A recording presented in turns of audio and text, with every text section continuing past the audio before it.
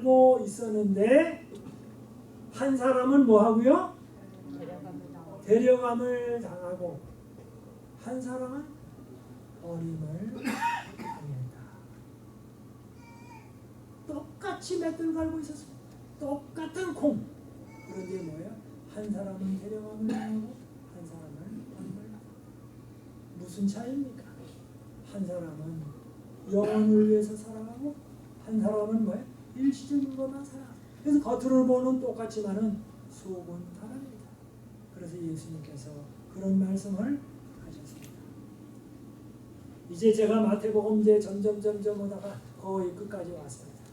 그다음에 26장, 27장에 나가면서 베드로와 하면 또 누가 나옵니까? 이제 둘씩 짝을 지었습니다. 베드로와 요한 할 것 같은데 이번에는 베드로와 하나는 좋은 편, 하나는 안 좋은 편. 그럼 누굴 것 같습니까? 가론 유다입니다.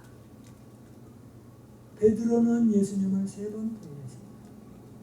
가론 유다도 예수님을 팔았습니다. 그리고 가론 유다도 뉘우쳤습니다. 베드로는 회개했습니다. 무슨 차이입니까? 가론 유다는 뉘우쳤고 후회했고 베드로는 회개했습니다. 그러니까 가론 유다는 주님, 제가 주님을 판 걸 진짜 잘못했습니다. 이제 제가 풀어서 씁니다. 주님을 파는 것은 내가 잘했는데 주님을 팔았기 때문에 내가 나쁜 사람으로 몰려서 멸망당할 걸 생각하니까 뭐예요? 아이고 내가 처벌받을 거 생각하니까 큰일 났군요. 그러니까 벌이 두려워서 죄의 결과가 두려워서 한 것입니다. 우리가 어떤 때는 차를 타고 막 가다가 60마일 전인데 그냥 한 79마일 정도로 확 달립니다. 그러다가 경찰이 올라오면 뭡니까? 우리 애기가 울어가지고 내가 이 계기판도 안 보고 그냥 가다가 이렇게 됐다고 제가 천천히 가겠다고. 그런데 뭐냐면 실제로는 빨리 간 것 때문에 미안한 게 아니고 뭐예요? 티켓 끊으면 뭐예요? 돈 낼 생각하니까 돈이 아까워. 그러니까 뭐예요? 내가 잘못했습니다. 돈 낼 게 아까워서 그런 경우가 있습니다. 근데 여기 뭐냐면 가론 유다는 죄의 결과가 싫어서 그렇게 한 것입니다. 그러나 베드로는 그가 사랑하는 주님을 부인했다는 생각에 너무 괴로워서 그가 진정으로 회개를 했습니다. 그래서 어떤 사람인지가 부분이 됐습니다. 그래서 마태복음 7장에는 예수님께서 그렇게 말씀하셨습니다.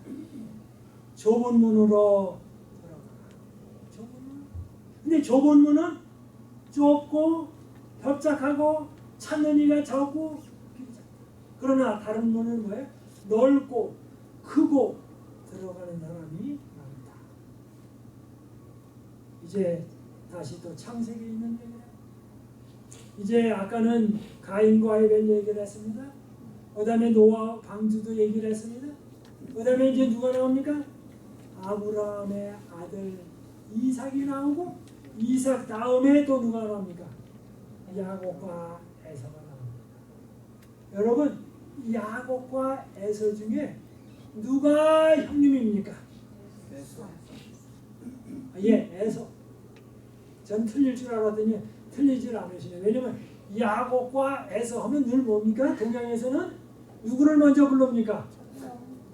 형님을 먼저 부릅니다. 그래서 야곱과 에서 그러면 듣자마자 여러분이 야곱입니다. 그럴 줄 알았더니 다 마시겠어요. 근데 야곱은 동생이고 에서는 형님입니다. 그런데 에서는 택함을 받지 못하고 야곱은 택함을 받았습니다. 근데 야곱은 장자권을 갖고 싶어 했어요. 에서도 장자권을 좋아했습니다. 팥죽으로 팔았지만은 에서는 팥죽 얻어 먹었다고 해서 그 장자권이 어디로 그거 가? 팥죽 먹으면 뭐예요? 팥죽은 팥죽대로 먹고 장자권은 뭐예요? 장자권대로 그대로 있지 뭐. 장자권이 어디로 가? 그렇게 생각하죠. 근데 에서는 장자가 누리는 모든 것은 갖고 싶고 장자를 오늘 가지면 재산의 둘째보다 3배는 맞습니다. 자, 이렇게 하니까 이게 복잡하죠. 그러면 자 보겠습니다. 큰아들, 작은아들이 있어요. 둘이 있어요. 그러면 재산이 있을 때 어떻게 나누냐면 이걸 3등분을 해요. 그래서 2등분은 누가 가져가고 큰아들이 가져가고 나머지 1등분은 둘째 아들이 가져가고 그러니까 3분의 2는 큰아들이 갖고 3분의 1은 작은아들이 가져가고 그런데 에서는 재산은 좋아. 그런데 뭐는 싫으냐면 제사 지내고 가족을 이끌는 건 싫어. 그런데 야곱은 재산은 뭐해요? 그건 안 탐나. 근데 뭐가 탐나냐면 가족을 다 제사 지내고 돌보는 건 탐나. 그래서 야곱이 장자권을 가져가게 됐습니다. 근데 사실 야곱이 외삼촌 집에 가서 20년 고생하고 돌아왔을 때에 누가 실제적으로 이제 장자가 됐습니까? 야곱이 됐습니다. 그런데 재산을 나눌 때 보면 어떻게 됩니까? 나눈다기보다도 모든 재산은 누가 다 가져왔냐면 에서가 가져갔습니다. 그런데 재산을 많이 간 에서는 하나님의 조상이 못 되고 이스라엘의 조상이 못 되고 야곱은 이스라엘의 조상이 됐습니다. 그래서 12아들을 낳고 12지파를 갖게 되고 12사도가 나오게 되고 거기에서 또 이제 교회가 생성되게 됐습니다. 그래서 중요한 사실입니다. 우리는 뭐해요? 무엇을 더 귀중하게 여기는가? 그래서 어떤 사람은 회사에서의 사장의 일은 하기 싫지만 사장이 누리는 거는 좋아합니다. 그런 사람들 있죠? 마찬가지입니다. 어떤 사람은 집사의 일은 하고 싫은데 집사는 되고 싶고 어떤 사람은 목사의 일은 싫지만 목사님의 그 타이틀은 좋아하고 그런 사람들이 많아요. 그래서 우리는 어떤 사람이 되어야 됩니다. 진짜 일을 좋아하는 사람이 되어야 합니다. 여기 인생에 있어서 중요한 문제에 대하여 이야기한 경우가 나옵니다. 여호수아 1장입니다. 여호수아 1장 요거는 좀 틀어주셔도 좋겠습니다. 여호수아 1장입니다. 여호수아 1장입니다. 이제 여러분이 아시는 대로 창세기, 출애굽기, 레위기, 민수기, 신명기 이거는 모세의 오경이라고 말합니다. 그래서 모세가 기록을 했습니다. 그래서 이제 모세가 생애를 보면은 40년은 바로의 궁전에서 교육을 받고 40년은 뭡니까? 40년은 광야에서 양을 기릅니다. 첫 번째 그가 40년간 애굽에서 교육을 받았을 때는 진짜로 히브리 말도 배우죠. 또 이집트 말도 배우죠. 이집트의 정치, 군사, 그 다음에 심지어 모세는 무술도 배웠습니다. 그러니까 어떻습니까? 이스라엘 사람하고 애굽 사람하고 싸우니까 나가서 뭡니까? 이런 거는 뭐예요? 창이나 칼 쓸 필요도 없이 뭐예요? 이거는 그냥 손으로 썼습니다. 무술로. 그러고서는 뭐예요? 무덤에 갈 필요도 없다. 땅 파가지고 그냥 인간적인 견지로 하나님의 일을 하려고 했습니다. 그래서 바로가 이런 사람을 양자로 맞이해가지고 왕을 물려주면 안 되겠다. 그래가지고 뭐예요? 이 사람 죽여야 되겠다고 차렸어요. 그래서 도망간 게 어딥니까? 저 미디안 광야로.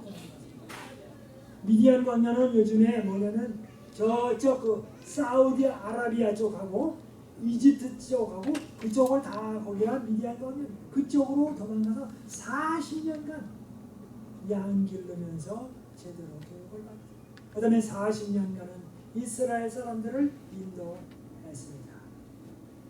그 다음에는 이제 그리고 난 다음에 이스라엘 사람들을 다 이끌고 요단 강편에 오게 됐습니다. 그리고 모세는 느보산에 올라서 오늘날의 요르단입니다. 한 800~900m 되는 높은 산에 올라서 가나안 땅을 바라보고 그는 세상을 떠나게 됩니다. 그 다음에 그 모세가 죽자마자 하나님께서는 여호수아에게 나타나서 이제 약속을 하십니다. 여호수아 1장 1절부터입니다. 여호와의 종 모세가 죽은 후에 여호와께서 모세의 시종 눈의 아들 여호수아에게 일러 하라. 오늘 저는 창세기서와 예수님의 생애를 통하여 두 길, 두 사람, 두 부류의 선택을 살펴보았습니다. 그런데 여호수아 1장 1절부터 9절에는 세상 패턴이 아니라 여호와 하나님을 따라가는 사람이 어떤 사람인지 참 길인지를 설명하고 있습니다. 내 종 모세가 죽었으니 이제 너는 이 모든 백성으로 더불어 일어나 이 요단을 건너. 어떻게 보면 모세가 죽으니까 좌절할 수 있고 실망할 수 있고 낙담할 수 있습니다. 그러나 모세를 인도하신 하나님, 그 하나님은 살아계십니다. 죽었으니 이제 너는 이 모든 백성으로 더불어 일어나 이 요단을 건너. 첫 번에 모세는 홍해 바다를 건넜습니다. 그러나 이 여호수아는 요단강을 건넙니다. 내가 그들 곧 이스라엘 자손에게 주는 땅으로 가라. 여호와 하나님께서 주시는 땅으로 가라. 우리에게는 말씀하십니다. 여호와 하나님께서 주시는 하늘나라로 들어가라. 그 다음에 이제 3절입니다. 내가 모세에게 말한 바와 같이 무릇 너희 발바닥으로 밟는 곳을 내가 다 너희에게 주었다. 발바닥으로 밟으면 그게 뭐가 됩니까? 다 이스라엘의 땅이 됩니다. 그러나 발바닥으로 안 밟으면 땅이 안 됩니다. 믿음으로 전진하고 기도로 믿고 간구하지 아니하면 축복이 내 것이 되지 않습니다. 주님께서는 오늘날 우리들에게 많은 축복을 약속해 주셨습니다. 그런데 그 축복을 매일 아침 기도로서 내 것으로 믿고 삼고 행동에 옮기지 아니하면 그 축복이 내 것이 되지 않습니다. 그래서 축복이 되었다 안 되었다 느낌에 상관할 것 없이 하나님께서 말씀하셨으면 그대로 믿고 따라가면 그에게 축복이 임합니다. 그 다음에 이렇게 말합니다.